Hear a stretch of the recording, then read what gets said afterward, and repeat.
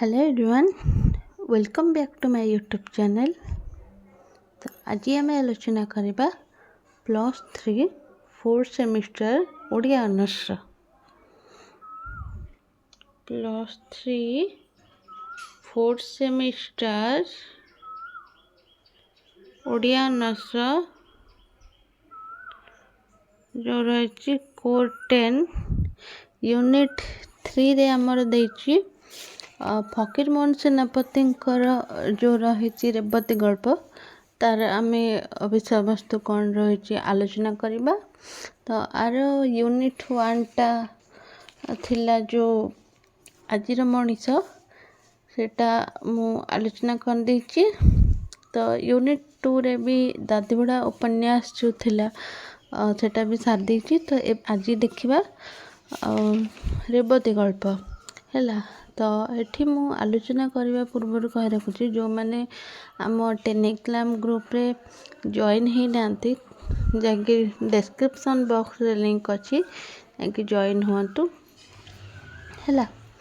तो ये प्रथम रहा रेबती गल्प और चैप्टर 2 रे अच्छी एवं बंची है। प्रथम आम आलोचना करवा रेबती गल्प गाल्पिकंकर जीवनी कौन रही फकीर मोहन सेनापति जीवनी परिचय इत्यादि आम आलोचना करवा है। चलतु आरंभ करवा। एठी कौन देला ना रेबती फकीर मोहन सेनापति विषय प्रथम आलोचना करवा आम। तो 1996 मसीह 1905 मसीहा पर्यंत कटक फकीर मोहन सेनापति अवस्थान करथिले। यही समय रे ही तांको साहित्य साधना वर्ण वैचित्र मंडित होइथिला। आत्मजीवनी चरितरे तांकर स्वीकारोक्ति कटक बास समय रे मोर उपन्यास लेखा आरंभ हुए। एठी फकीर मोहन सेनापति कहउचंती ना जेतेबेले मु कटक रे बास करथले सेतेबेले मोर प्रथम उपन्यास लेखा आरंभ होइले। सेतेबेले मु प्रथमे रेबती नामक गोटे गल्प लिखी आउ से रेबती गल्पटा उत्कल साहित्य पत्रिका रे प्रकाश करने संपादकों को देली। ताहा हेउची मोर नाम रे प्रकाश न करी धैर्यटी छद्म नाम रे प्रकाश करली। तो ये मन रखिए फकीर मोहन जो सबू रचना करते उत्कल साहित्य पत्रिका रे प्रकाश करते आउ से तांकर प्रकाशित रे निज नाम परिवर्ते एठी धैर्यटी नाम रे प्रकाश करथिले है। ताहा मोर निज नाम रे प्रकाश न करी धैर्यटी छद्म नाम रे प्रकाश करथिले। तापर 1997 मसीह फकीर मोहन तांकर बहु चर्चित 6 माण 8 गुंठ रचना करबा परे 1998 मसीह रेबती गल्प रचना करथिले। जेतेबेले प्रथमे मु पढ़ी दउची परे मु आको पुछेबी है। जेतेबेले फकीर मोहन एठी देला 1897 मसीह फकीर मोहन तांकर बहु चर्चित 6 माण 8 गुंठ उपन्यास रचना करबा परे 1898 रेबती गल्प रचना करथिले और ताहा उत्कल साहित्यर द्वितीय और 10 भाग संख्यार प्रकाशित होइतला। एहा पूर्वरु लक्ष्मणीय 30 वर्ष तले रचित होई अप्राप्त हेबा मध्यरे आ कौनसी उल्लेख योग्य गल्प ओडिया साहित्य रे रचित होइतिबार नजर नाही। तो एठी फकीर मोहन कौन कहउचंती ना जेतेबेले प्रथम देखिबा जेतेबेले फकीर मोहन कटक रे वास करथिले सही समय रे से तांकर उपन्यास प्रथम करी लिखितले। सेतेबेले गोटे रेबती नामक गोटे गल्प लिखितले जहा कि संपादकों को उत्कल साहित्य पत्रिका रे प्रकाश करने कहितले। ताहा से तांको नाम रे प्रकाश न करी धैर्यटी छद्म नाम रे प्रकाश करबा पई कहितले। आउ तांकर 1997 रे जो उपन्यास फकीर मोहन सेनापति जो उपन्यास रही 6 माण 8 गुंठ उपन्यास तांकर 1997 रे रचना करबा परे 1898 मसीह से रेबती गल्प गोटे रचना करते। ये रेबती गल्पटा उत्कल साहित्यर द्वितीय भाग आ 10 संख्यार प्रकाशित होता। ତା ପୂର୍ବରୁ ସେ ରଚନା କରିଥିଲେ ଲଛମନିଆ ନାମକ ଗୋଟେ ରଚନା। ତାହା 30 ବର୍ଷ ତଳେ ରଚିତ ନ ହୋଇ ସେ ଅସମାପ୍ତ ହୋଇ ଭାବରେ ଉଲ୍ଲେଖ ଓଡ଼ିଆ ସାହିତ୍ୟରେ କୌଣସି ଭାବରେ ସେ ପ୍ରକାଶ କରିନଥିଲେ ହେଲା। ତାଙ୍କର ଗଳ୍ପ ରହିଥିଲା ରେବତୀ, ଆଉ ତାଙ୍କର ଉପନ୍ୟାସ 4ଟି ଥିଲା ଛମାଣ 8 ଗୁଣ୍ଠ, ମାମୁଁ, ପ୍ରାୟଶ୍ଚିତ, ଲଛମା ହେଲା। ତ ତାଙ୍କର ପ୍ରଥମ ଉପନ୍ୟାସ ହେଉଛି ଛମାଣ 8 ଗୁଣ୍ଠ ଉପନ୍ୟାସ, ଯେଉଁଟାକି ଫକୀରମୋହନଙ୍କର ସାମାଜିକ ଉପନ୍ୟାସ ଭାବରେ ଚର୍ଚ୍ଚିତ ରହିଛି ହେଲା।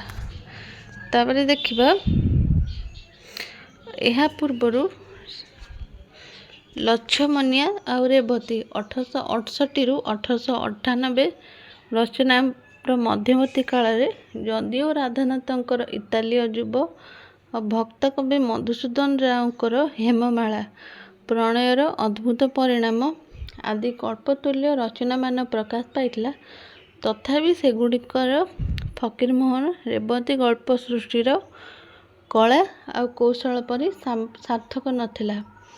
ଏହି ଦୃଷ୍ଟିରୁ ବିଚାର କଲେ ଫକୀରମୋହନ ସେନାପତିଙ୍କର ଯେଉଁ ରହିଛି ରେବତୀ ଗଳ୍ପ ଆଧୁନିକ ଓଡ଼ିଆ ଗଳ୍ପର ପ୍ରଥମ ସାର୍ଥକ ଗଳ୍ପ। ଏଠି ଯଦି ପରୀକ୍ଷାରେ କ୍ୱେଶ୍ଚିନ୍ ଆସେ ପ୍ରଥମ ଓଡ଼ିଆ କ୍ଷୁଦ୍ର ଗଳ୍ପର ନାମ କ'ଣ, ତ ଆପଣମାନେ ଲେଖିବେ ପ୍ରଥମ ଓଡ଼ିଆ କ୍ଷୁଦ୍ର ଗଳ୍ପର ନାମ ହେଉଛି ରେବତୀ ଓ ତାହାର ରଚୟିତା ଥିଲେ ଫକୀରମୋହନ ସେନାପତି ହେଲା। ଏ ରେବତୀ ଗଳ୍ପଟା ଫକୀରମୋହନ ତାଙ୍କର ଗାଳ୍ପିକ ଚନ୍ଦ୍ରଶେଖର ନନ୍ଦଙ୍କର ପ୍ରକାଶନ ପରେ 1904 ମସିହାରେ ସାହିତ୍ୟରେ କ୍ଷୁଦ୍ର ଶୀର୍ଷକରେ ଉତ୍କଳ ସାହିତ୍ୟରେ ଗୋଟେ ପ୍ରବନ୍ଧ ରଚନା କରିବାକୁ ଯାଇ ଲେଖିଥିଲେ ଯେ ବଙ୍ଗୀୟ ମାସିକ ପତ୍ରିକାରେ କ୍ଷୁଦ୍ର ଗଳ୍ପର ପ୍ରାଚୁର୍ଯ୍ୟ ପରିଲକ୍ଷିତ ହୁଏ। ତନ୍ମଧ୍ୟରୁ ଅନେକ ତନ୍ମାନଯୋଗ୍ୟ ନୁହନ୍ତି, କିନ୍ତୁ ଉତ୍କଳ ସାହିତ୍ୟରେ ଫକୀରମୋହନ ଯେଉଁ ବିଷୟ ଆଲୋଚନା କରିଥିଲେ ତାହା ପାଶ୍ଚାତ୍ୟପଦର ଆଲୋଚନା ଭଳି ମନେ ହୁଏ। କେହି ଏହି ଉତ୍କଳ ସେବା ଏ ବିଷୟରେ କେହି ମନେ କରନ୍ତି ଯେ ଏହି ଉତ୍କଳ ସାହିତ୍ୟରେ ଏ ବିଷୟରେ ଅଗ୍ରସର ହେବା ହେଉଛି ବାଞ୍ଛନୀୟ କାମ। ଏଥିରୁ ଏହା ଅବଧାରିତ ହୁଏ ଯେ 1904 ମସିହାରେ ଓଡ଼ିଆ କ୍ଷୁଦ୍ର ଗଳ୍ପ ରଚିତ ହୋଇନାହିଁ। ତ ଏଠି କ'ଣ ହେଲା ଫକୀରମୋହନ ଯେତେବେଳେ ତାଙ୍କର ଏଠି ଆସିଲା ତାଙ୍କର ଉପନ୍ୟାସ ଥିଲା ଛମାଣ 8 ଗୁଣ୍ଠ ସାମାଜିକ ଉପନ୍ୟାସ ରେବତୀ ଗଳ୍ପ ହେଲା। ରେବତୀ ଗଳ୍ପରେ ଏଠି ରେବତୀ ନାମକ ଜଣେ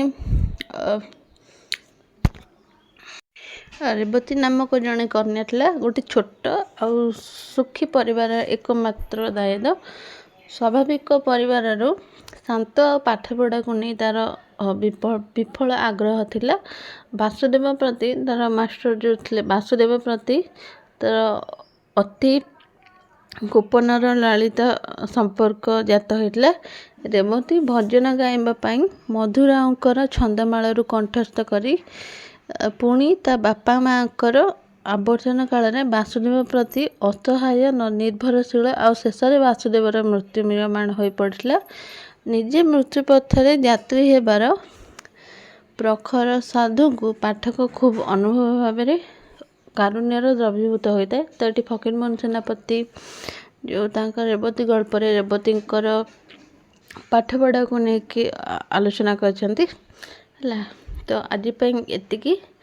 ନେକ୍ସଟ କ୍ଲାସ୍ରେ ଆମେ ରେବତୀ ଗଳ୍ପର ବିଷୟବସ୍ତୁ କ'ଣ ରହିଛି ଇଏ ଥିଲା ଫକୀରମୋହନ ସେନାପତିଙ୍କର ଗାଳ୍ପିକ ପରିଚୟ ହେଲା। ପରବର୍ତ୍ତୀ କ୍ଲାସ୍ରେ ଆମେ ରେବତୀ ଗଳ୍ପରେ କ'ଣ ସବୁ ରହିଛି ଆଲୋଚନା କରିବା। ଆଜି ପାଇଁ ଏତିକି, ରହିଲି, ନମସ୍କାର।